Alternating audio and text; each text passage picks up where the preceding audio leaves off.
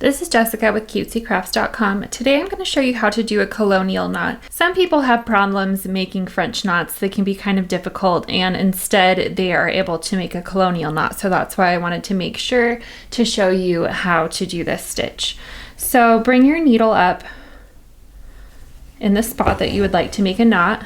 You need to make sure that your thread is secure in the back. So whether that's with a knot or you're continuing from somewhere else on your work, make sure that you are secure. Now take your thread and make kind of a backward C, and I like to remember the C like colonial knot, but it's going to be going the opposite way. Next, you want to take your needle and kind of put it under that little loop that you made there and point it off to the left. Then take your thread that is here on the left and bring it up and over and around the needle. So you'll have kind of, you can see like a figure eight, a sideways figure eight there. Next, give that a little bit of a tug, and then bring your needle down next to, but not in the same hole that you came up out of. Keep some tension on the left hand here, and then bring the needle down, leave a little bit of tension until you get about there, and then you can let go.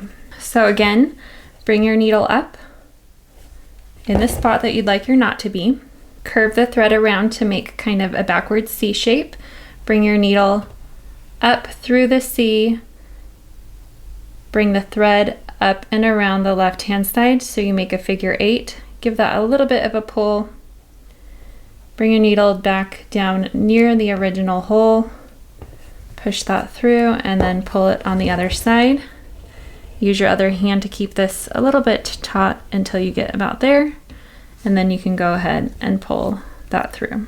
Make the backward C, bring your needle down through the center of the C under to the left, then bring your thread on the left up and around and down till you have a figure eight.